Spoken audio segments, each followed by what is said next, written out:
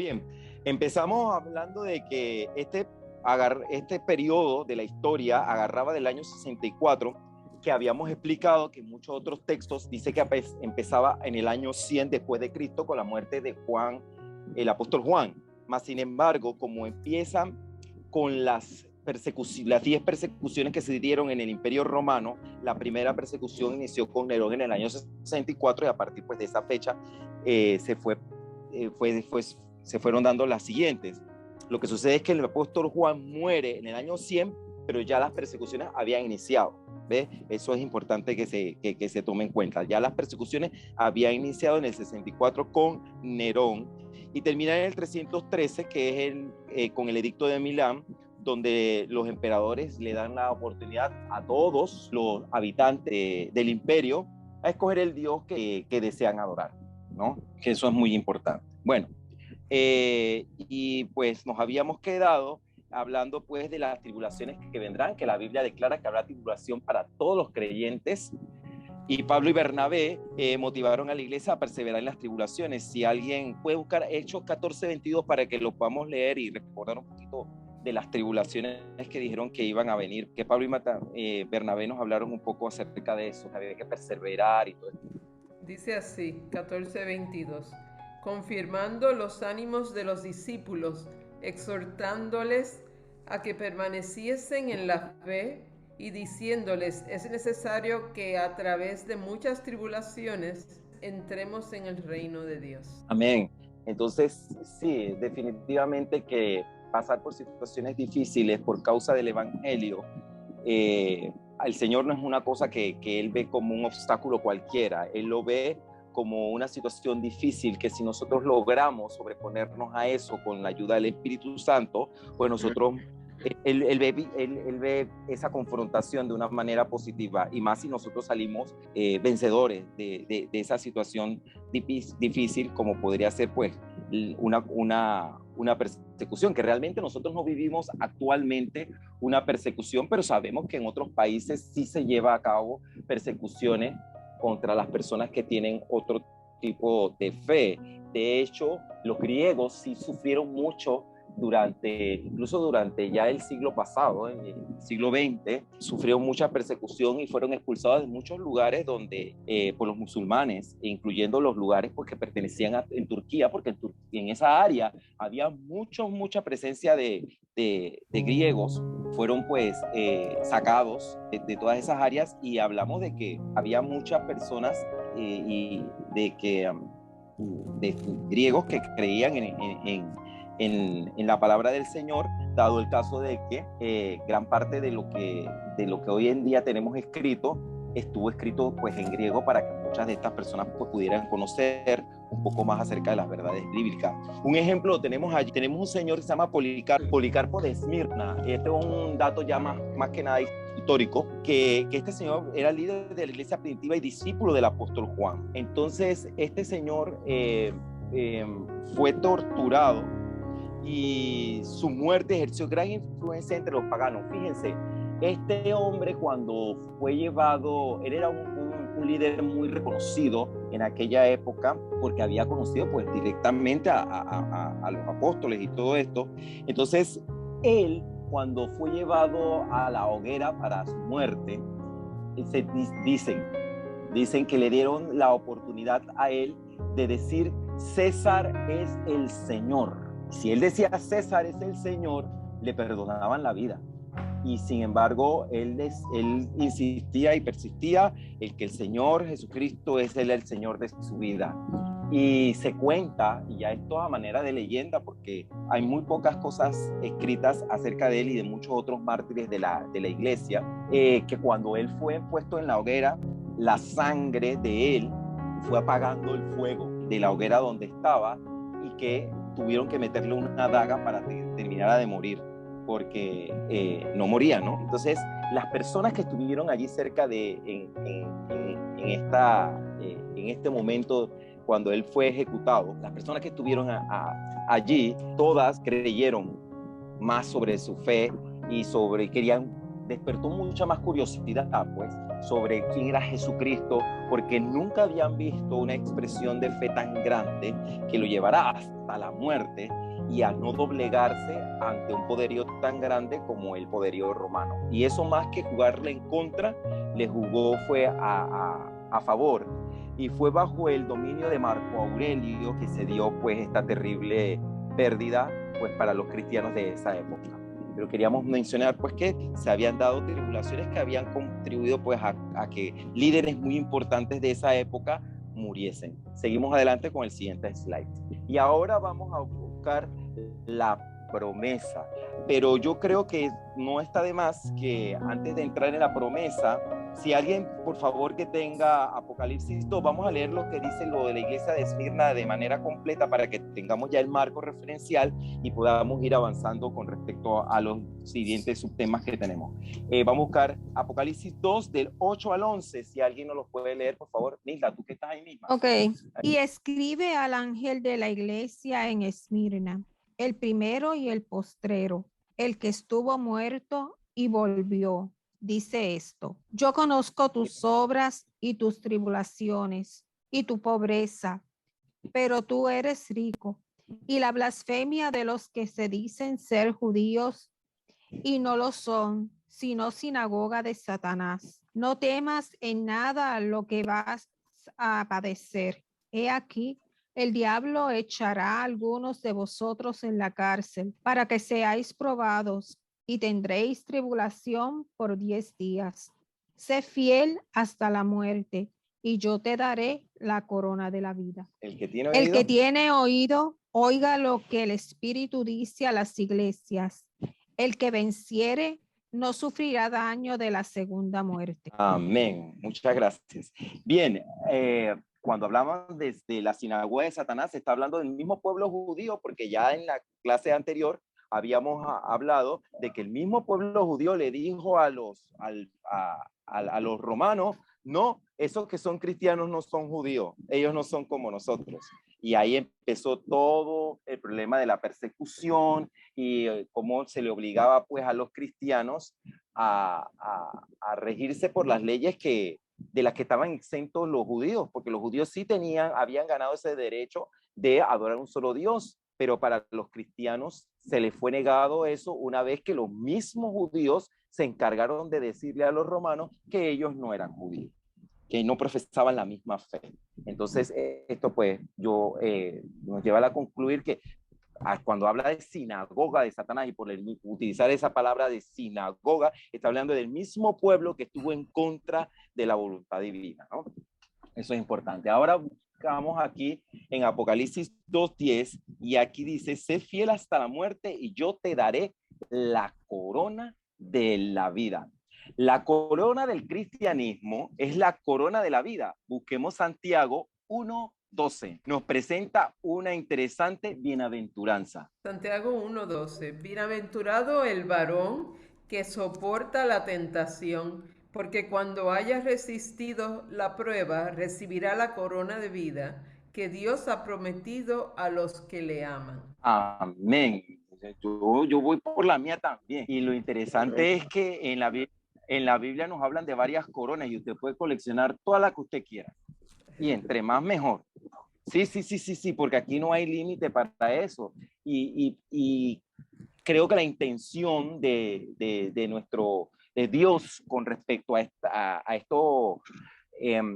estas coronas es como incentivar al pueblo, ¿no? No nos da tampoco muchas cosas con respecto a muchos temas, pero es porque quiere que nosotros pues nos mantengamos más a la expectativa de qué es lo que viene, qué va a pasar, porque la Biblia no nos da muchos detalles, no nos dice la fecha ni la hora en que van a suceder un montón de cosas, pero sí nos esboza de manera general para que estemos de alguna manera preparados, ¿no? Buscamos 1 Corintios 9:25 y les voy a leer la traducción al lenguaje actual, donde Pablo hace una comparación de la corona de laurel recibida por los atletas, así es, porque recuerden que estamos en la época en que todavía estaba en su pleno apogeo, que se llevaban a cabo olimpiadas y de estas cosas que eso venía desde, como bien recordarán ustedes, los romanos le robaron a los griegos todo. O se apropiaron de la cultura helénica y de un montón de cosas y la adaptaron a su cultura también. Entonces, Pablo hace una comparación de la corona de laurel recibida por los atletas con la corona de la vida. Y dice así: los que se preparan para competir en un deporte dejan de hacer todo lo que pueda perjudicarlos y lo hacen para ganarse un premio que no dura mucho.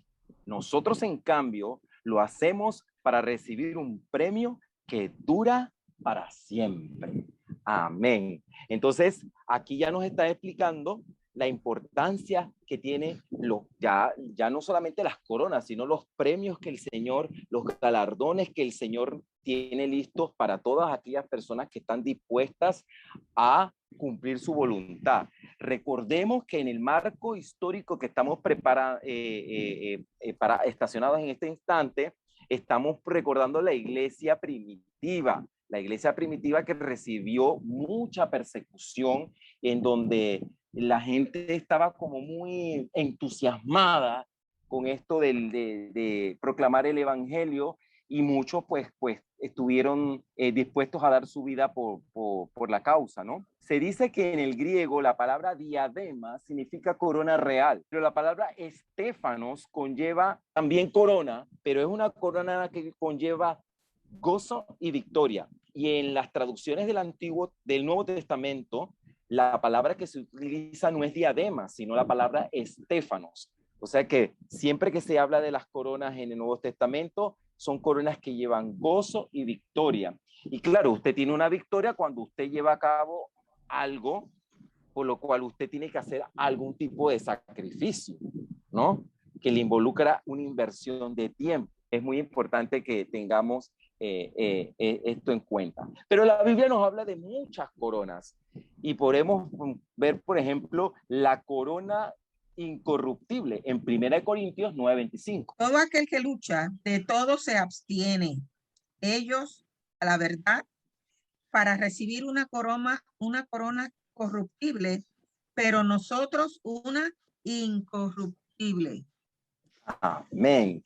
También tenemos una corona del ganador de almas. Busquemos Filipenses 4:1.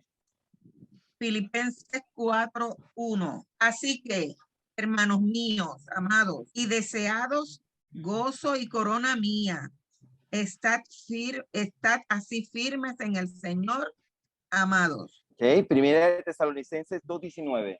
Dice, porque ¿cuál es nuestra esperanza o gozo o corona de que se gloríe? ¿No lo sois vosotros delante de vuestro Señor Jesucristo en su venida? Amén. Tenemos una corona de justicia, segunda de Timoteo 4:8. Segunda de Timoteo 4:8. Por lo demás, me está guardada la corona de justicia, la cual me dará el Señor juez justo en aquel día, y no solo a mí, sino también a todos los que aman su venida. Amén. Busquemos ahora la corona de la vida, de la que se está citando aquí en Apocalipsis, Santiago 1:12. Bienaventurado el varón que soporta la tentación, porque cuando haya resistido la prueba recibirá la corona de vida que Dios ha prometido a los que le aman. Amén. Claro, y era propicio hablar de la corona de la vida porque había mucha gente que había perdido la vida durante este periodo, ¿no? Busquemos corona de gloria en 1 de Pedro 5:4. Y cuando aparezca el príncipe de los pastores, vosotros recibiréis la corona incorruptible de gloria. Ya vemos pues entonces que sí, hay diferentes tipos de corona. No quería ahondar en esto, pero sí sé que más adelante, cuando adelantemos los estudios en Apocalipsis, se va a estar hablando de unos ancianos que ellos ponen sus coronas delante del Señor. Y esto quiere decir que ustedes saben cómo es la estructura de la iglesia. ¿Quién es la cabeza de la iglesia? Cristo, la cabeza de la iglesia. Entonces, ante él, estas personas estos ancianos se postran y más adelante pues veremos el significado de esto, pero las coronas las ponen a los pies del trono del Señor, porque de alguna manera usted se gana esa corona porque le costó, pero le costó no solamente por su esfuerzo, sino también por la ayuda del Espíritu Santo que mora en usted y que le permite y le fortalece, le guía para poder que usted agrade al Señor, porque nuestra carne nosotros no podemos agradar a Dios. En eso estamos claros. Pone ante el trono del Señor con el objetivo de reconocer que esto yo lo hago por ti y para ti. Lo hago por ti y para ti. Tú me diste la fortaleza para esto, gracias, pero también es para ti. Es una manera de reconocer de una manera aún más humilde, pues que nosotros tenemos esto, no lo merecemos, que le pertenecen realmente al Señor. De todas formas, Filipenses 3 del 12 al 14 nos inspira porque los que hemos creído queremos agarrar el premio que se nos ha prometido. Filipenses 3, 12 al 14. No que lo haya alcanzado ya, sino que ya sea perfecto, sino que prosigo por ver si logro hacer aquello para lo cual fui también asido por Cristo Jesús. Hermanos, yo mismo no pretendo haberlo ya alcanzado, pero una cosa hago, olvidando ciertamente lo que queda atrás y extendiéndome a lo que está delante. Prosigo la meta al premio del supremo llamamiento de Jesús, de Dios en Cristo Jesús. Amén. Entonces, ya sabemos que tenemos un premio y nosotros, como aquí el verbo que se usa es asir, pero eso es agarrar. Todos nosotros queremos de alguna forma pues a obtener el premio y eso nos debe inspirar a todos como cristianos, ¿no? Creo que la vida cristiana no tendría sentido si nosotros no tuviésemos en el transcurso cosas que hacer y nada más fuera recibir a Cristo y ya, ¿no?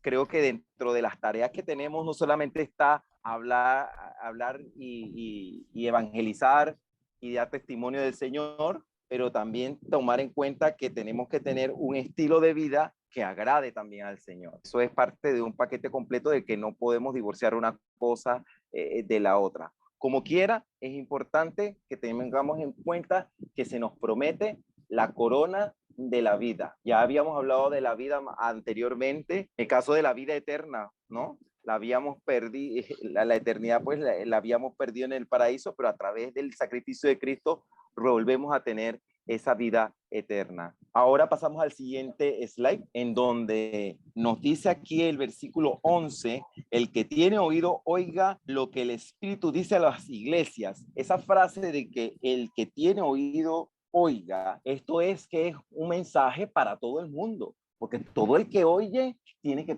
nos está pidiendo que le preste atención a esto que la palabra dice. El que venciere, ajá, dígame. Sé que ya llegaste al 11, no sé si vas a regresar al 10. Lo que pasa es Dígame. que en el número 10, cuando estábamos leyendo, ¿verdad? Habla sobre la tribulación y da un periodo limitante de 10 días. Sí, en los 10 días, por eso es que hablábamos de las 10 persecuciones que se dieron, las 10 persecuciones que se dieron durante el periodo que corresponde a la iglesia primitiva. Está enmarcado en ese tiempo, las 10 persecuciones que se dieron. Si bien nos vamos al versículo 8, nos vamos a ir más atrás, nos vamos al versículo 8, dice, y escribe el ángel de la iglesia en Esmirna, el primero y el postrero, el que estuvo muerto y vivió. Ya Jesucristo aquí se está llamando a sí mismo el alfa y el omega, el primero y el último. Y eso tiene mucho que ver con el periodo que está escrito, que tú nos traes de los 10 días que dice aquí. Como quiera, el concepto que se está manejando y que el Señor quiere que nosotros entendamos es un concepto que tiene que ver con el tiempo. Él es dueño del tiempo. En la Biblia, en muchos otros versículos bíblicos, hemos visto situaciones, y creo que lo mencionamos la clase pasada, en el estudio pasado, de que el Señor en muchas ocasiones Él sabe cuándo vamos a ser tentados, cuánto vamos a hacer en prueba, pero el periodo de tiempo que eso dura, hasta eso está en control en manos del Señor, porque Él está en control de todo. de todo. Entonces, por eso él se llama a sí mismo el primero y el postrero, porque él está al principio y al final de todas las cosas que suceden. Entonces, y mira, que tanto era el control que él tenía, que él dijo, esto va a durar 10 días. Y la persecución duró ese periodo de tiempo. Y el Señor estuvo con ellos, pero también, como ya hemos visto, a todas las personas que vivieron esta y las que viven actualmente situaciones similares, el Señor les va a cumplir a ellos una promesa, porque aunque ellos den su vida por el Evangelio, el Señor les va a dar un galardón mayor en el futuro. No sé si con eso te haya explicado. Sí, bueno, lo que pasa es que para mi entendimiento de los mensajes eran bien específicos a cada una de las iglesias. Y por eso, ¿verdad? Es que, ¿verdad? El hecho de que lo demarca con días específicos, pues, ¿verdad? Como que detrás de los 10 días hay algo, porque es que, porque dice, no temas en nada y el diablo echará a algunos de vosotros en la cárcel. O sea, que el diablo está escogiendo y está echando a algunos. Van a ser probados y van a tener una tribulación por 10 días. Es bien específica no sé, Jimmy, ¿tú tienes? Lo que pasa es que el concepto de los 10 días básicamente son casi 300 años, toda la época de la persecución de la iglesia. O sea, que recuerda que en la Biblia muchas veces el día no es día ni la hora son horas. Él es un tiempo eterno. Sí. O sea, y ese mensaje, si lo vemos dentro del concepto de la aplicación histórica, creo que está presentando Benjamín básicamente en ese concepto, pues son 10 días y son 10 periodos de persecución por los 10 emperadores que persiguieron a la iglesia por esos 300 años. Sí, sí, Pero el no, hecho de poner... me recordé de Daniel cuando hablábamos de Daniel y Claro. un año es equivalente, un día es equivalente Claro. a tanto. Sí. Claro, Okay. aparte de que el hecho de presentar un número como tal nos demuestra que él tiene control, porque él sabe cuánto tiempo va a durar. Entonces él pone un número porque yo sé cuánto tiempo va a ser. Esto tiene un principio y tiene un final. Entonces él, ya desde que empieza hablando, ya él se llama a sí mismo el primero y el postrero, porque él está al principio y al final de todo lo que vaya a pasar con su pueblo. Él va a tener control de todo. Puede ser la situación muy difícil, pero él va a estar allí.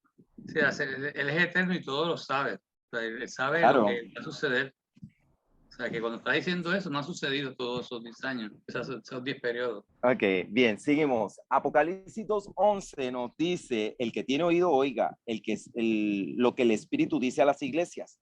El que venciere no sufrirá daño de la segunda muerte. No sufrirá la segunda muerte. No será juzgado por Jesús en el juicio del gran trono blanco. Alguien que me busque Apocalipsis 20 del 11 al 12. ¿Alguien lo tenía? Sí, vi un gran trono blanco y al que estaba sentado en él, de delante del cual huyeron la tierra y el cielo, y ningún lugar se encontró para ellos.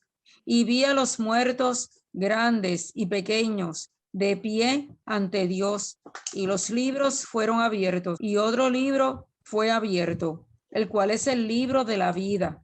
Y fueron juzgados los muertos por las cosas que estaban escritas en los libros según sus obras. Entonces ya sabemos que los que vencieren no sufrirán de la segunda muerte, o sea que no serán juzgados por Jesús en ese juicio del que estamos viendo y leyendo ahora, ni serán arrojados al lago de fuego. Las batallas para nosotros los creyentes se vencen por medio de la fe, y esta es para aquellos que se arrepienten ante el nuevo nacimiento. O sea, realmente estas batallas se dan solamente para los que creen en Jesucristo. Una persona que no cree en Jesucristo nunca va a tener este tipo de batalla y no va a tener que vencer porque está entregado al pecado. Vamos a buscar Apocalipsis 20:15, donde nos dice un poco más acerca de este juicio final. Y el que no se halló inscrito en el libro de la vida fue lanzado al lago de fuego.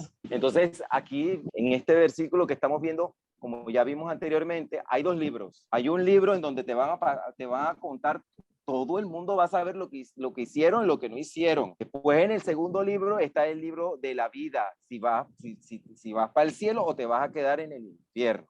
Entonces, sí es muy importante que sepamos que nosotros como cristianos se nos ha dado la oportunidad de no pasar por eso, porque somos hijos de Dios y ya tenemos la vida eterna. Entonces, nosotros ese sufrimiento no lo vamos a tener, no vamos a tener la segunda muerte. Y fíjense, ahora vamos a estudiar la estructura, vamos a ver en el siguiente slide la estructura que tiene estos versículos, y vamos a encontrar que para este pasaje en particular hay cosas que no aplican. Porque para el Señor, parece que el Señor toma de mucho peso el sacrificio que hace la gente de entregar su vida por la fe, ¿no? El sufrimiento que nosotros podamos tener a causa de la fe, la persecución, que yo pienso que no solamente es una persecución que se puede dar, que no puedas hablar de Cristo, no sé, de repente hasta en el trabajo, que no puedas hablarle a tus compañeros acerca de Cristo, que tengas que tratar de testificar de una forma porque quizás a tus jefes no les gustan que se mezcle la religión con el trabajo y cosas como esa, ¿no? Y que tengas algún tipo de sanción por ser cristiano, o que pases incluso por el juicio de tus amistades por vestirte diferente, por hablar diferente, por no hacer lo que las demás personas hacen, que podrías para algunos ser un sacrificio, pero en realidad lo hacemos porque te estamos agradando no a los hombres, sino que estamos agradando a Dios. Vamos a Apocalipsis 2 del 8 al 11 y vamos a ver qué partes de estas 7 que está dividido el versículo se cumplen en este pasaje. Una dedicatoria. A ver, ¿a quién le dedican este mensaje? Escribe esta carta al ángel de la iglesia de Esmirna. Este es el mensaje. ¿Cuál es la descripción que el Señor hace de sí mismo? Este es el mensaje de aquel que es primero y el último, que estuvo muerto, pero ahora vive. Amén. Amén.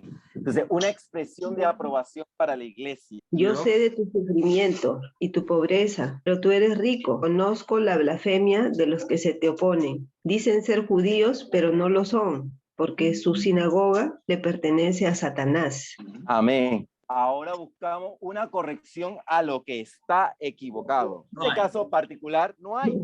No. Muy bien, Jaime, no hay. No tienen nada de qué reprocharles. Porque esta gente estaban asediados por el mismo diablo que estaba correteándolos para quitarles la vida, y ellos estaban en esa pelea. Y de ahí salta a la promesa. Claro, pero es muy importante que el Señor no puede reprocharle a su iglesia en este periodo absolutamente nada. Y a una iglesia que esté comprometida con la causa del evangelio y cuyos miembros estén dispuestos a dar su vida por el evangelio, el Señor nunca les va a reprochar absolutamente nada. De ahí entonces nos vamos a una exhortación. Dice, no tengas miedo. Claro, no temas, y eso, del no temas, podríamos hacer toda una predicación y un estudio que pues, podría tomar un mes, porque desde el Génesis hasta el Apocalipsis, el Señor nos dice, no temas, porque no estamos solos, porque Él está con nosotros, porque nos va a dar la fuerza, porque tenemos un ayudador, por múltiples factores. Pero una de las cosas que siempre está presente en toda la Biblia es vivir sin miedo, que el Señor nos dice, vivan sin miedo, yo estoy aquí con medio de ustedes. Entonces, seguimos a una advertencia de disciplina. Tampoco hay advertencia de disciplina, porque no tiene nada que reprocharles. Entonces, como no hay nada que reprocharles, no hay una advertencia. Hagan esto, porque si no les va a pasar esto. No, este periodo, históricamente hablando, fue un periodo vital, importantísimo para la fe que nosotros, porque gracias al esfuerzo de esa gente, nosotros estamos hoy conversando en este Zoom, gracias al esfuerzo de la iglesia primitiva que le tocó pelear ante la persecución, porque realmente el Señor lo que pone es que era la lucha de su pueblo contra Satanás mismo, que quería acabar con el plan de Dios. Obviamente el Señor no tiene nada, pues ustedes no tenían miedo, ustedes están irreprochables porque ustedes eran gente valiente y comprometida con la causa. Pero ¿cuál es la promesa para el vencedor? El que venciere, te fiel hasta la muerte y yo te daré la corona de la vida. La de la vida. Y también dice que el que venciere no será de la segunda muerte. Porque todos nos vamos a morir. En algún momento nos vamos a morir. Pero no vamos a pasar por todo lo que las personas que no tienen a Cristo en su corazón van a sufrir. Y entonces nosotros tenemos que agradecerle al Señor que Él va a cumplir su promesa siempre y cuando nosotros tratemos de vencer, porque esto es una lucha diaria. Y usted todos los días, y yo creo que todos, ¿no? no estamos exentos a estar liberando luchas contra el maligno todos los días, ya sea a través de enfermedades, de situaciones familiares, situaciones económicas, situaciones sociales, la pandemia que ha atacado el mundo, que a veces te hace tambalear y quizás tener una crisis de creencia, pero de todas formas uno tiene que prevalecer allí, creyendo al Señor en sus promesas, porque hay un galardón para que cree, ¿verdad? Pues bien, ahora pasamos a hablar acerca de una nueva iglesia. Pérgamo se encontraba al norte de Esmirna. Y bueno, lamento decirles pues que si usted quiere ir a Pérgamo lo que va a encontrar también son ruinas. No hay una ciudad como tal hoy en día. La palabra griega Pérgamo significa fortaleza. Era un centro cultural de importancia y tenía una biblioteca importante, antecedida tan solo por la biblioteca de Alejandría. O sea que ahí había mucha gente muy culta, grandes pensadores. Sus edificios más reconocidos fueron el altar de Zeus, que actualmente altar de Zeus se encuentra en un museo en Berlín, allá en Alemania. Santuario de Atenea, la diosa de la ciudad también. Son los lugares más importantes. Y esta ciudad trataba de competir directamente con Atenas, con tratar de ser más importante por la parte cultural hablando, ¿no? Y ese es el marco que podemos decir, porque no hay muchas cosas que contar de la ciudad como tal. Y también era un centro donde se llevaba a cabo pues mucho adoración, y ya vemos que tienen el altar de Atenea y también tenían el altar de Zeus, o sea que pasamos al siguiente slide. Yo creo que ahí vamos a ver ahora la referencia, la referencia histórico-profética. Estamos hablando de la iglesia imperial. Estamos hablando de la iglesia imperial que empieza con el edicto de Milán, en la cual los ciudadanos romanos eran libres de adorar al dios que quisieran. Termina con la deposición de Rómulo Augusto, que es interesantísimo porque Rómulo y Remo, según la mitología romana, fueron los fundadores de la ciudad de Roma. Y qué cosa, ¿no? El Imperio Romano de Occidente termina justo con un emperador que se llama Rómulo, como uno de sus fundadores. Aparecen los primeros monasterios y los obispos se corrompen por el poder y el dinero. Y aquí es cuando, pues, oficialmente, pues, ya se organiza la fe católica. El Imperio Romano, a tomar el cristianismo, pues, lo lleva, pues, a tener su sede en Roma. El siguiente slide nos habla acerca, para eso, antes de seguir un poquito más adelante, Apocalipsis 2, del 12 al 17.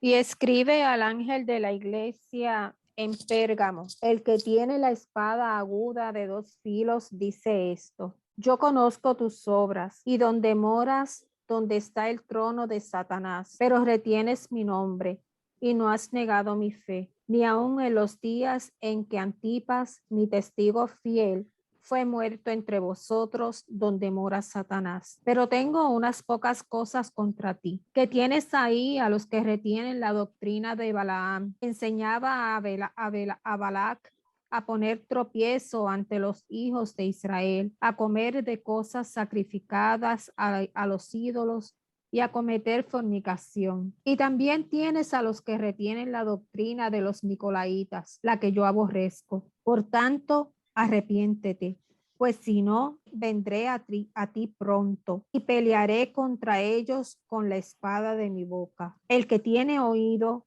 oiga lo que el Espíritu dice a las iglesias. Al que venciere, daré a comer del maná escondido y le daré una piedrecita blanca, y en la piedrecita escrito un nombre nuevo, el cual ninguno conoce sino aquel que lo recibe. Amén. Bueno, vamos a ir al versículo 12, donde dice: y escribe al ángel de la iglesia en Pérgamo, el que tiene la espada aguda de 2 filos, dice esto. Obviamente, cuando hablamos de la espada aguda de 2 filos, nos podemos estar refiriendo a Palabra. la palabra del Señor, obviamente. muy interesante porque ya estamos hablando de arma. Y cuando estamos hablando de arma es porque aquí se va a continuar el conflicto, va a seguir.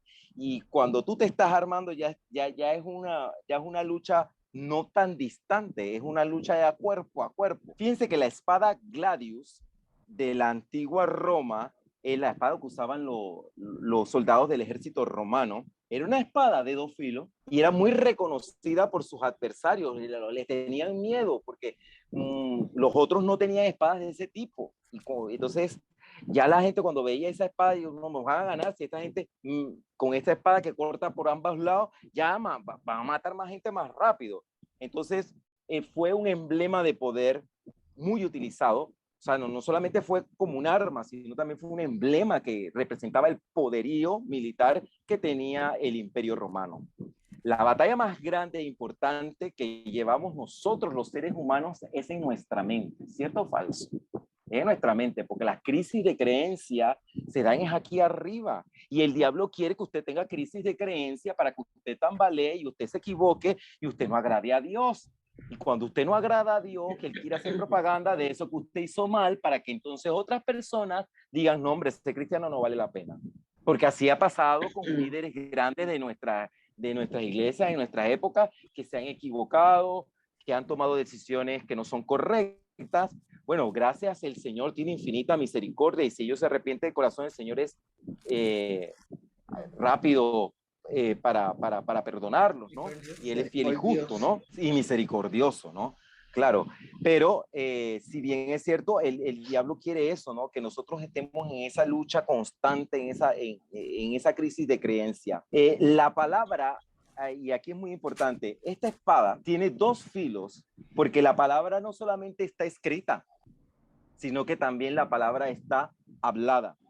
Busquemos Hechos 2:37. Al oír esto, se compungieron de corazón y dijeron a Pedro y a los otros apóstoles, varones hermanos, ¿qué haremos? Amén. Sí, esto es justo después del Pentecostés. Pedro empezó a predicar y mucha gente se convirtió. Lo interesante es que recuerden que todo esto estaba escrito en griego. O sea, cuando se escribió toda esta historia que nosotros estamos leyendo ahora y todo lo que fue el Hecho y todos los demás libros, la mayoría pues fue escrito en griego. Entonces es muy importante rescatar allí una frase que se utilizó en el lenguaje original. Dice así: un testimonio del libro de Hechos, donde se relata el momento que Pedro predica de Jesús en el día de Pentecostés, considerado como el primer sermón cristiano, al ser escuchado por la multitud, todos se sintieron muy conmovidos. Según la traducción en griego dice, fueron apuñalados en el corazón.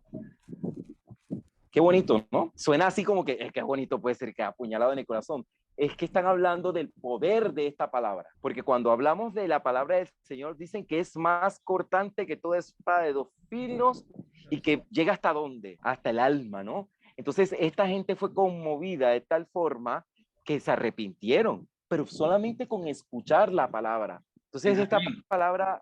Ajá. Déjame leer el 36 porque ayudaría a entender mejor el 37. Ajá. Termina diciendo aquí, sepa pues ciertísimamente toda la casa de Israel que a este Jesús a quien vosotros crucificasteis, Dios lo ha hecho Señor y Cristo. O sea, está hablando que esos que está hablando fueron los que lo crucificaron. Claro. Está hablando de la crucifixión ahí en ese momento. Claro, y sobre todo lo que están haciendo es labor evangelística, ¿no? Y están utilizando el evangelio, las cosas que el Señor hizo para recordarle a la gente realmente lo maravilloso y todo el poder que tenía Jesucristo, ¿no? Y es ahí donde podemos destacar el poder que tiene la palabra hablada, ¿no? Porque acuérdense que para entonces todavía se estaba escribiendo el Nuevo Testamento. O sea, el Nuevo Testamento se escribió mucho después que esta gente se murió. Entonces, pero más sin embargo, lo que sí existía era el recuerdo de las cosas que se habían vivido durante el tiempo de Jesucristo, que ya había pasado también bastantes años. Sin embargo, pues, se le hablaba a la gente y la gente escuchaba esto como una primicia, como una cosa nueva, innovadora, diferente, que nosotros no tenemos referencia de esto porque quizás habíamos escuchado en algún momento, pero no le dimos ninguna importancia, dado de que había pasado ya mucho tiempo con respecto a eso, ¿no? Y le están hablando pues a gente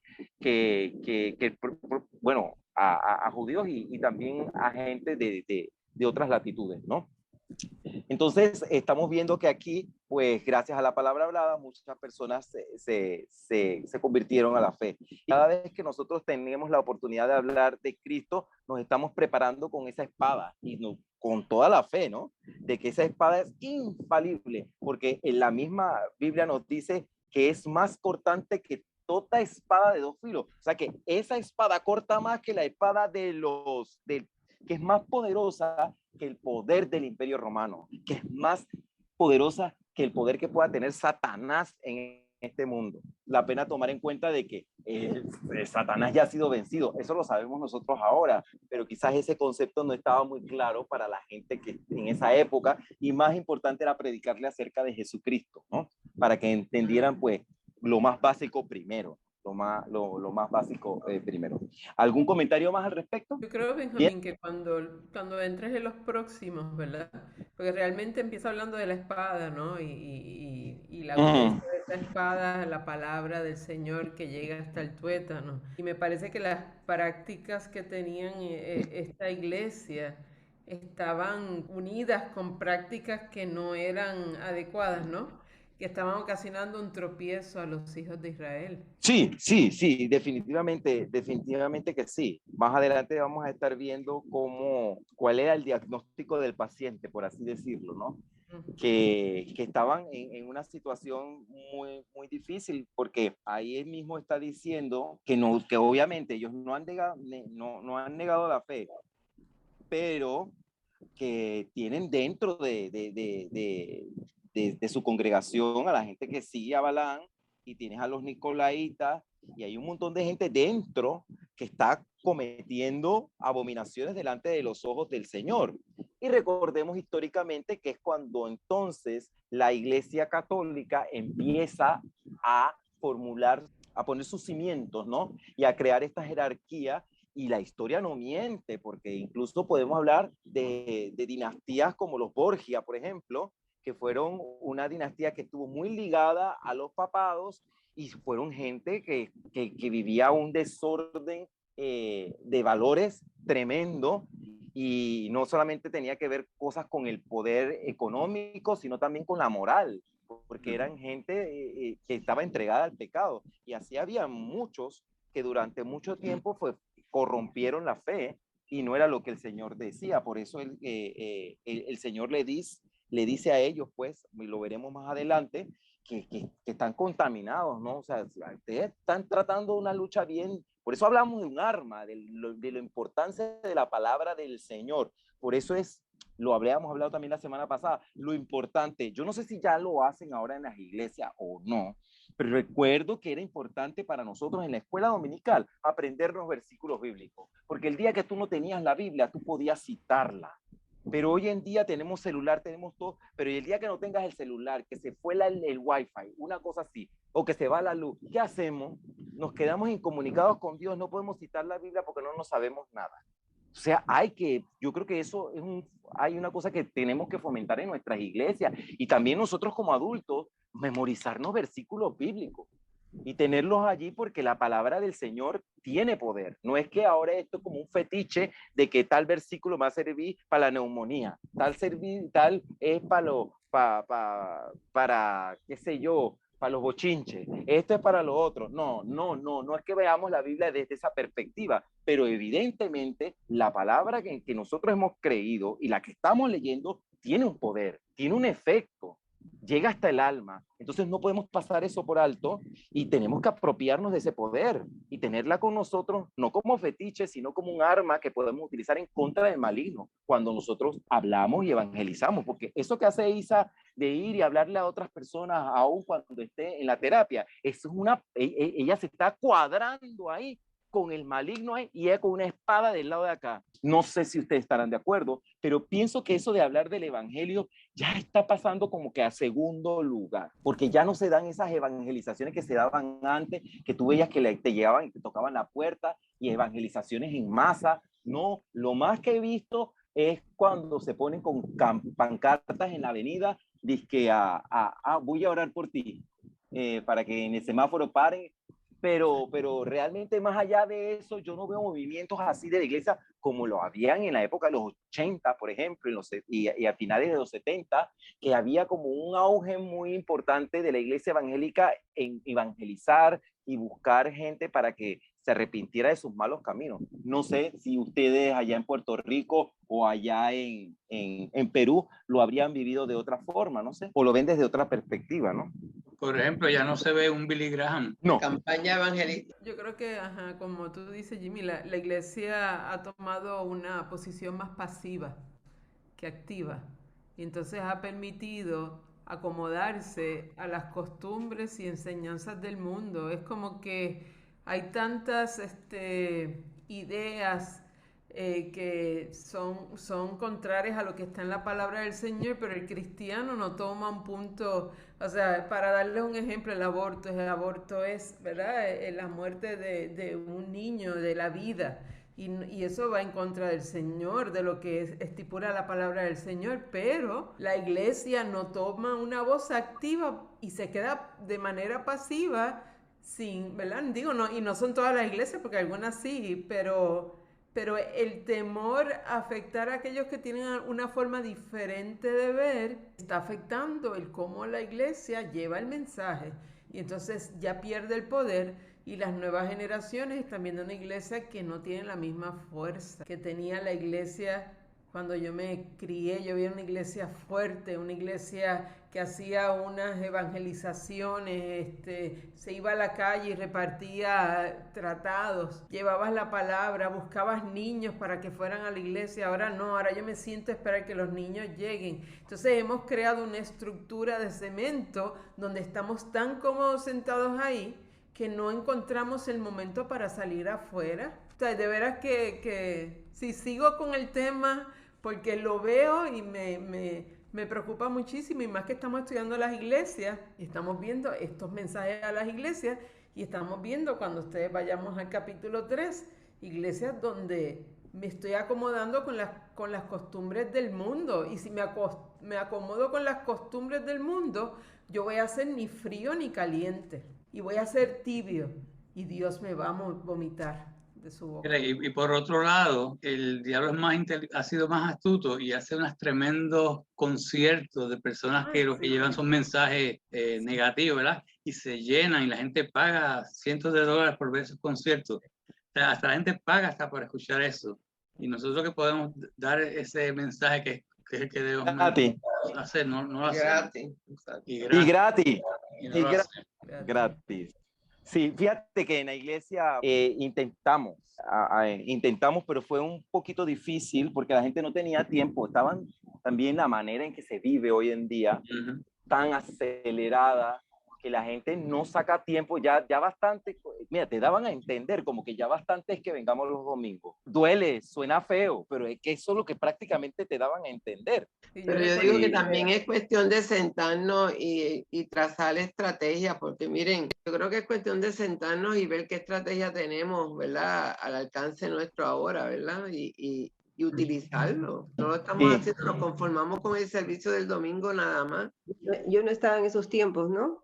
De antes de la iglesia evangélica, cuando tenía un furor realmente, ¿no? Ahora lo que veo es que muchas iglesias quieren aceptar todo y les es difícil predicar el mensaje del cielo, el infierno, del pecado, del arrepentimiento, pero que el Señor a cada uno de nosotros, donde estemos, nos dé la responsabilidad de predicar de su palabra, ¿no? Porque a veces queremos organizarnos en grupo y siempre hay algo que se posterga, ¿no? Pero creo que Dios nos da esa responsabilidad y no perder la oportunidad realmente, ¿no? De que hay gente que va a ir al infierno, porque sí existe el infierno y el cielo. Entonces, es una carga por nuestra familia, ¿no? Por nuestros amigos. No es una mentira, no es una historia, ¿no? Es una realidad. Entonces, cada uno de nosotros, con estos estudios de la palabra, también vamos a tener más base para poder llegar a otras personas, ¿no? Con un Claro. mensaje bibliocéntrico también, ¿no? No de fanatismo ni de emociones. Sí,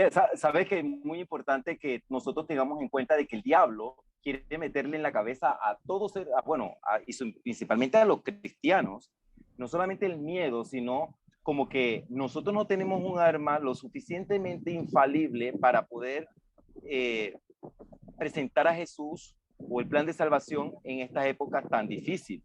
Pero es que la palabra de Dios no pierde vigencia y el Señor dice que es infalible, porque es más cortante que toda arma que te puedas encontrar, nombra la más fatal, una bomba nuclear. Pues esto es más que eso todavía, porque hay mucho poder allí y nosotros tenemos que apropiarnos de eso como una verdad absoluta y no pensar de que, mónchale, esto no va a servir mucho en esta época donde estamos bombardeadas de tantas cosas del maligno. No, lo que tenemos es suficiente y es infalible. Eso creo que es importante mantener. Sigamos al siguiente slide, donde hablamos acerca del trono de Satanás. Y ahí estamos viendo una imagen, bueno, no representa, es el templo de Zeus. Se encuentra, creo que en Berlín, en un museo por allá en Berlín.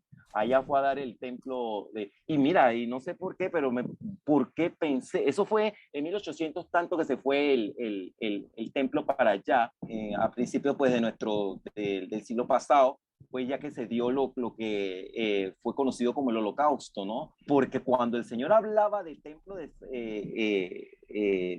de Satanás, o trono de Satanás, estaba refiriéndose a esto precisamente, porque esta gente era idólatra de clavo pasado. O sea, esta gente vivía para adorar a sus dioses. Fíjense mucho. Muchos creen que se refiere al altar de Zeus. Pérgamo llegó a ser el emblema del patriotismo romano expresado en devoción religiosa. Zeus, cercanamente asociado a Júpiter, porque recuerden que esta gente le robó, hizo una copy-paste de la cultura helénica, y entonces de Júpiter trajeron a Zeus, cuyo nombre significa Padre Celestial. Padre Celestial. Miren cómo es la cosa. Y es como si se estuvieran burlando del mismo Dios, ¿no? Contaban con un lugar también, y oigan esto, porque esta gente estaba bien perdida. Contaban con un lugar que se llama el Asclepión para los griegos o el Esculapio para los romanos, que era a no conseguir fotos del edificio, porque pues, obviamente ya no existe, pero este lugar era como la sede o el centro de los centros de salud, o este era como el hospital más importante, y desde ahí se controlaba una red de centros de salud en todo el Imperio Romano. No sé si recuerdan el símbolo de salud, el que se ponen a veces. Tiene un palito con una serpiente y algunos lo ponen con una ala. Pues ese es el dios Esculapio. Ese es un dios de la época esa. Y yo digo, pero ¿cómo todavía hasta nuestros tiempos siguen perpetuando esas imágenes de dioses paganos? Y nosotros estamos aquí como si aquí siga el show, pues que aquí no pasa nada. Pero son imágenes que vienen heredadas del pecado y del pasado idólatra del ser humano en esta época en que el Imperio Romano con sus creencias, ¿no? Aquí en la Biblia nos están hablando, cuando habla de Pérgamo, en este caso en el versículo 13, yo conozco tus obras y dónde moras, donde está el trono de Satanás, pero retienes mi nombre y no has negado mi fe. O sea que esta gente, ok, está bien, ahí está toda esta gente idólatra, pero ustedes están fieles ahí, fieles. Ni aun en los tiempos en que Antipas, mi testigo fiel, fue muerto entre vosotros, donde mora Satanás. Entonces vamos a buscar quién fue este señor Antipas. Antipas fue un discípulo de Juan y obispo de Pérgamo. De este señor se habla muy poco, porque son uno que otro historiador de aquella época que se acordó de él, lo nombró, pero en la Biblia no hay realmente ningún versículo que haga alusión a su nombre. Pero según escritos de Tertuliano, nos relata que Antipas fue asado lentamente en un toro de bronce, o sea que lo agarraron, hicieron un toro de bronce y lo metieron adentro. y entonces le pusieron candela al toro que hicieron. Sí, le pusieron candela hasta que se fuera él asando dentro del toro. Porque recuerden que esta gente era muy sádica, porque esta es la época del circo romano y todas estas cosas. Recuerden que todas esas costumbres enfermas de ver sangre y disfrutarse con el dolor ajeno, eso para ellos no era una cosa, eso era algo del diario vivir, ¿no? Durante el reinado del emperador Domiciano fue que Antipas murió. El Señor lo llama por su nombre y lo llama mi testigo fiel. Acuérdense, un testigo es una persona que predica. Nosotros somos testigos fieles del Señor, bueno, porque nosotros hemos visto los milagros que el Señor ha hecho en vida de otras personas y se lo contamos al Señor, ¿no? Por eso es que existen también los testigos de Jehová, pero en realidad todos somos testigos del Señor. ¿Qué? Porque todos podemos hablar de las maravillas que Él ha hecho tanto en nuestra vida como en la vida de otros. No es así, está. Usted tiene un libro para contar, entonces está perdiendo tiempo, debes empezar a escribir el libro ya, para que otra gente conozca qué tan grande y maravilloso es el Dios que actúa en tu vida y que puede actuar en la vida de otros también, ¿no? Amén. Bueno, amén. Vamos ahora al siguiente slide, donde habla que los enemigos de la iglesia están dentro de ella. Vamos al siguiente slide. Vamos a darle un clic y vamos a leer lo que dice aquí. Dice que la iglesia se había defendido bien de sus enemigos externos como el paganismo. Sin embargo, no habían advertido la presencia de un enemigo interno que los estaba influyendo negativamente. Busquemos ahora Apocalipsis 2, de 14 al 15, y vamos a ver si, Isa, si nos lo puedes leer, Apocalipsis 2, 14 y 15, para que veamos exactamente qué era el problema que estaba habiendo dentro de la iglesia. Dice Apocalipsis 2, 14 y 15. Pero tengo unas cuantas quejas en tu contra. Toleras a algunos de entre ustedes que mantienen la enseñanza de Balaam, quien le enseñó a Balac cómo hacer tropezar al pueblo de Israel. Les enseñó a pecar, incitándolos a comer alimentos ofrecidos a ídolos y a cometer pecado sexual. De modo parecido, entre ustedes hay algunos nicolaitas que siguen esa misma enseñanza. Hay dos enemigos tremendos. Los que siguen a Balaam, las doctrinas de Balaam, y los nicolaitas. Ahora vamos a ver, busquemos número 31:16. He aquí, por consejo de Balaam, ellas fueron causa de que los hijos de Israel prevaricasen contra Jehová en lo tocante a Baal peor, por lo que hubo mortandad en la congregación de Jehová. Claro, con el caso de Balaam es un caso bastante triste porque él era un profeta del Señor, pero él se corrompió. Y es tan feo la historia de él que creo que hay una gente dentro de las tribus de Israel que le pagaron a él para que diera una predicación extraña con respecto a, bueno, no una predicación, sino que él maldijera al pueblo de Israel. Y sin embargo, el Señor convirtió esa maldición en una bendición y posteriormente Balaam muere creo que es una guerra que se da contra los madianitas en la tierra de Madián y él muere. Pero él lo hizo fue porque le pagaron para que él diera supuesta profecía de parte del Señor, que el Señor le había dicho, ¿no? Y lo que hicieron fue que le pagaron, se corrompió el dinero. Entonces, los que retienen la doctrina de Balaam, de alguna otra forma, no solamente se corrompe fácilmente, sino que tienen un amor, son muy codiciosos. Según número 31:16, Balaam fue un profeta que se vendió por codicia a las riquezas y aconsejó a Balac cómo llevarlos a los israelitas al pecado para alejarlos de Dios. Por otra parte, están los nicolaitas, ¿no? Que los nicolaitas ya hemos visto que son los precursores de los católicos que existen hoy, porque ellos tenían no como una estirpe, pero sí querían mantener como un clasicismo, este tipo de clase social dentro de la iglesia, por llamarlo de alguna forma, esta jerarquía dentro de la iglesia, donde habían unas personas que estaban por encima de otras en todos los aspectos. no solamente económico, sino también en el espiritual y en la toma de decisiones, ¿no? Y para ellos era muy importante. Y ambos compartían, pues, esta vida pecaminosa enmarcada en este mundo donde el pecado de la lujuria, pues era muy evidente entre ellos, ¿no? Entonces, claro, estando ellos dentro de la iglesia, contaminan a otros hermanos y se los llevan enredados. En algún momento en nuestra fe bautista en Panamá, por ejemplo, sí sucedió eso. Mucha gente que estaba dentro de la iglesia, que no estaba de acuerdo con muchas cosas que pasaban, salieron y terminaron sacando sus iglesias brujas por otros lados. Iglesias que jamás prosperaron. Es como que si usted agarrara la Biblia y usted de la Biblia agarrara solamente lo que le conviene y el resto lo desecha, ¿no?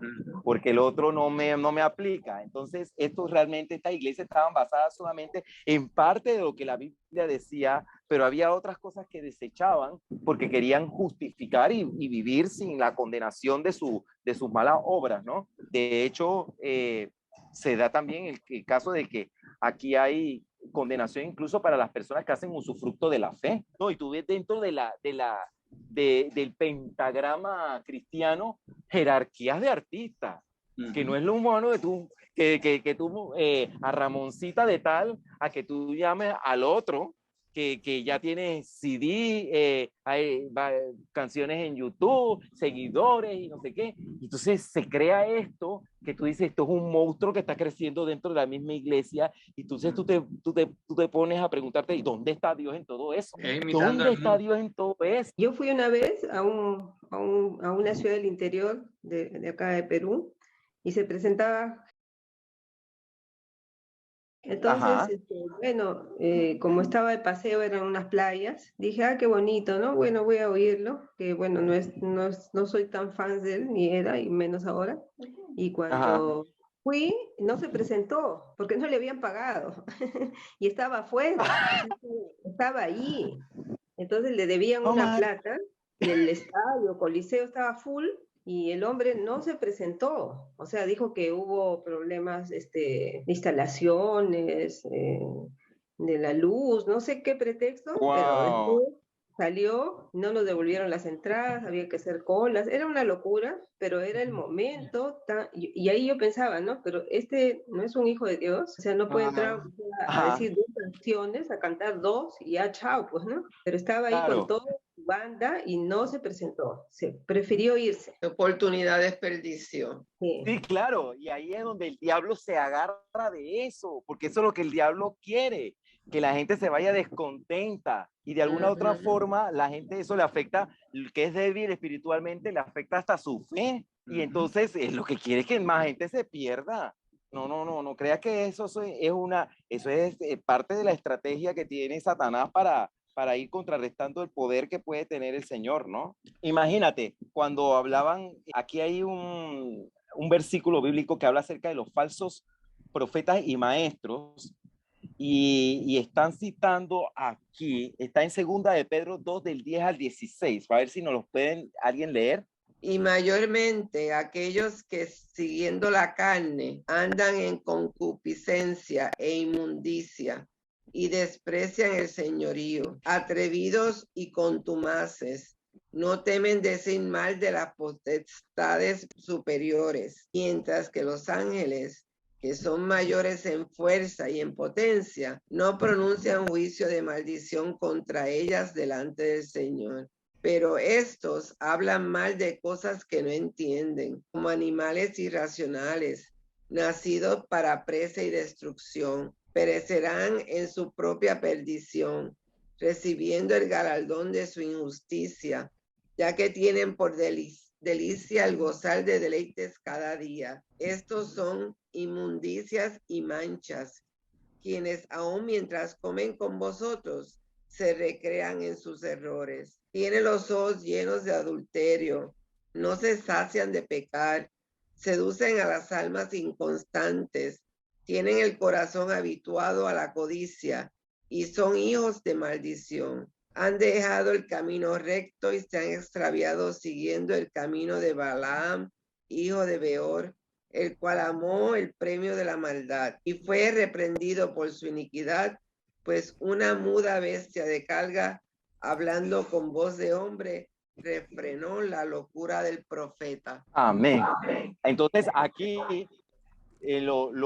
a estos falsos profetas y corruptos, esta gente que sigue a Balaam y Nicolaíta, viven según la carne, tienen los ojos llenos de adulterio, son codiciosos, son inmundicia y mancha.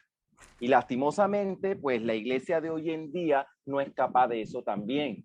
Y nuestra labor como cristianos fieles y verdaderos es orar para que nuestra iglesia no se contamine con ese tipo de gente. Y si se llega usted llega a identificar, orar, porque en realidad eso es de Satanás. Esta gente no tiene a Cristo en su corazón. En realidad han entendido la fe de una manera incorrecta. Cuando fueres convidado por alguno a bodas, no te sientes en el primer lugar. Ajá. No sea que otro más distinguido que tú esté convidado por él, y viniendo el que te convidó a ti y a él diga, da lugar a este, y entonces comiences con vergüenza a ocupar el último lugar. Mas cuando fueres convidado, ve y siéntate en el último lugar, para que cuando venga el que te convidó te diga, amigo, sube más arriba.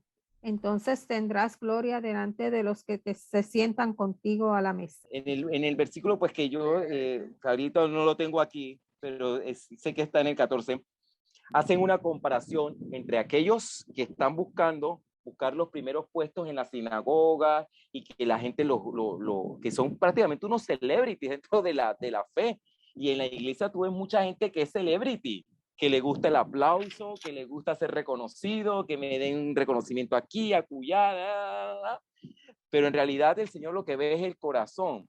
Y aquí no está hablando cómo debemos de ser humildes los cristianos. Aquí está hablando de la gente que cuando te convidan a la fiesta, ¿usted dónde se sienta? Se sienta atrás, pegado a la pared, allá con la gallina, en el gallinero arriba, lejos, para que cuando el que te invitó te vea, diga, oye, Hilda, allá no era, ven acá. No, hombre, si tú tienes una mesa aquí conmigo, aquí hay un puesto para ti, ven. Y entonces tú haces ese paseo desde allá del gallinero, ¿ah? A sentarte en la primera fila aquí adelante y la gente te va a quedar, oye, del gallinero la sacaron y la pusieron adelante de primera, ya va a ser la primera en aplaudir. Entonces quedas bien, porque eso es lo que el Señor quiere. El Señor te va a exaltar de esa manera. Y esa es la actitud del verdadero cristiano, no como estos que estaban dentro de la iglesia buscando para ellos, pero no buscaban los primeros lugares y todo, pero era para ellos. Y Dios para ellos realmente no existía. Ellos lo que hacían era un usufructo de la fe, ¿no? Así que oremos para que el Señor nos pueda permitir tener esa humildad de entender que lo que lo hacemos es para el Señor. Y nosotros no podemos hacer ni usufructo de la fe, ni corromper los mandatos que ya Él nos dio, porque nosotros sí entendemos y escudriñamos la palabra, ¿no? Vamos a ver el siguiente slide porque ya estamos terminando. Entonces, vamos a un llamado al arrepentimiento. Vamos a dar clic. El único remedio para cualquier conducta pecaminosa es arrepentirse. En la Biblia nos lo dice a través de un montón de versículos bíblicos. Siguiente punto. Recordemos que en el pasado Dios castigó severamente a Israel por el pecado originado por causa de Balaam. Busquemos número 25:9. Murieron de aquella mortandad 24,000. Sí.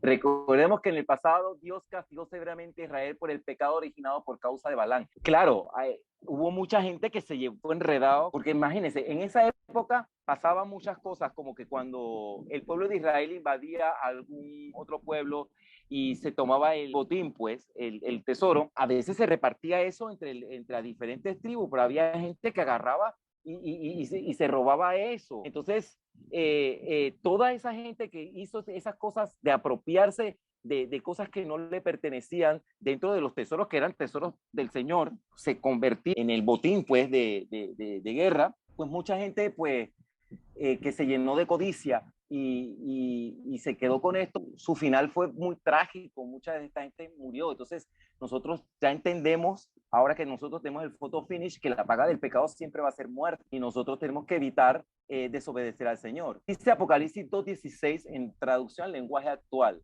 por eso vuelve a obedecerme, porque si no lo haces, vendré pronto y con el poder de mi palabra te castigaré a ti, a los nicolaitas y a sus seguidores. Es interesante porque en la versión que nosotros tenemos no dice así. Y yo decía, pero entonces aquí tiene que haber algo más allá de lo que simplemente, entonces vamos a buscar lo que dice ese mismo Apocalipsis 2:16.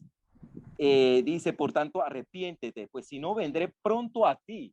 Sin embargo, en otras traducciones dice, vendré pronto y con el poder de mi palabra te castigaré a ti. Mira tú, ese pronto, que vendré pronto a ti, es que también va a pelear con nosotros si nosotros no nos arrepentimos.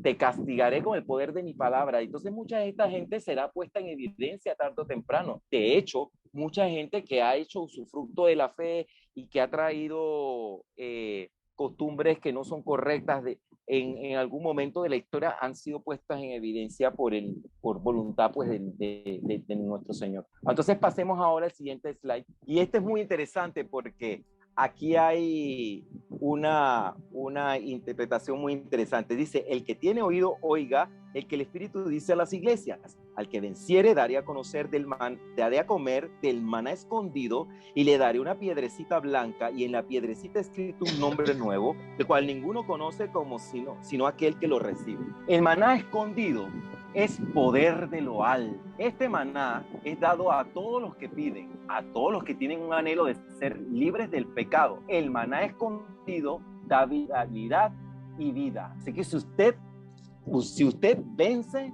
usted tendrá poder de lo alto. Mire qué interesante. Al que venciere se le dará poder de lo alto. ¿Sí? El siguiente, ¿qué más nos van a dar? Al que venciere se le dará una piedrecita blanca. Y mira interesante la historia de la piedrecita blanca. Si uno iba a ser juzgado en un tribunal por un delito, una piedrecita blanca significaba inocente y una piedrecita negra culpable. Recibir una piedra blanca significa que estás libre de la condena, has sido probado y has sido hallado digno. Mire, al que venciere será hallado digno. Mira qué interesante, esa piedrecita blanca, el significado. Y aún más lo que viene. La piedrecita blanca viene con un nombre. Vamos a ver qué es eso. Era común que la entrada al teatro, a un banquete especial o a algún otro evento se expidiera en forma de una piedra blanca con el nombre de la persona. Es decir, decía Ruth, decía Miguel, decía Blanquita y así, ¿no? Y llegaba la invitación para el evento. Estas piedras de tesara admitían al portador en el evento. Entonces, para nosotros, esta piedrecita blanca, es muy importante que nosotros tomemos en cuenta que nos estamos refiriendo a ese banquete que nos vamos a dar, ese banquete mesiánico que se habla tanto en la Biblia cuando se habla de las bodas del Cordero, que nos vamos a sentar en esa gran mesa para esa gran celebración que más adelante pues estudiaremos en Apocalipsis. Y bueno, con esta última explicación pues te hacemos pues el cierre a lo que hemos tenido que ver con estas tres primeras iglesias, asumiendo pues una gran responsabilidad. Sí, vamos a ver lo que sigue con la estructura, pues, asumiendo pues una gran responsabilidad de tratar de dejar que el Espíritu Santo se mueva en nosotros para cumplir y vencer en todo lo que el Señor nos ha puesto, porque la lista es larga de las cosas que tenemos que hacer, porque hubiese sido muy aburrido si fuera salvación y más nada, y que tú vivieras la vida como quisieras. Hubiera sido muy fácil, pero no, el Señor quiere y demanda de nosotros obediencia. Vamos a ir ahora al versículo como tal y vamos a estar analizando cuáles son sus diferentes partes. Una dedicatoria. ¿A qué ángel le están escribiendo? Al ángel de Pérgamo. De la iglesia de Pérgamo. Iglesia en Pérgamo. ¿Qué descripción hace de Jesús de sí mismo? El que tiene de dos filos. El que tiene la espada. Una expresión de aprobación para la iglesia. Conoce sus obras. Ajá. Retienes mi nombre. Retienes mi nombre. No has negado mi fe. ¿No? Sí. Eso es muy importante. Una corrección. Una corrección a lo que está equivocado. Tienes ahí a los que retienen la doctrina de Balaam. Balaam. Enseñaba a Balac a poner tropiezo ante los hijos de Israel, a comer de cosas sacrificadas a los ídolos y a cometer fornicación. Y también tienes a los que retienen la doctrina de los nicolaitas, a los que yo Ahí. aborrezco. ¿Ves? A los Balaam y a los nicolaitas. Que como quiera, que uno es por la jerarquía, otro es por el asunto del dinero, pero ambos estaban perdidos en idolatría, a sacrificio, fornicación. Ambos compartían esas creencias y esa conducta inapropiada. Entonces buscamos ahora una exhortación. Arrepiéntete, pues si no... Arrepiéntete. Y yo creo que sí, yo creo que el Señor siempre nos deja abierta una puerta. Cuando usted pues se equivoca, hace algo indebido, usted siempre, el Señor va a dar una salida, porque el Señor él quiere perdonarte. Él quiere perdonarte, porque recuerden que la Biblia está escrita contando la historia de la relación de Dios con el hombre, y desde el principio del Génesis, Dios quería estar con el ser humano. Así que Él te va a dar la oportunidad que necesites para que tú te arrepientas y no te salgas del camino, o sea, regreses al camino. Ahora busquemos una advertencia de disciplina. Pues si no, vendré a ti pronto y pelearé contra ellos y contra la espada de mi boca. Así mismo. Y hay una promesa. El que Que venciere, daré venciere, con él del maná escondido y la piedrecita blanca. Y la piedrecita escrita con un nombre nuevo. Excelente. Bueno, con este versículo bíblico, con esta porción de la palabra, hemos terminado el estudio de las 3 primeras iglesias. Así que espero que el Señor le haya hablado a todos ustedes y espero que el Señor les bendiga. Amén.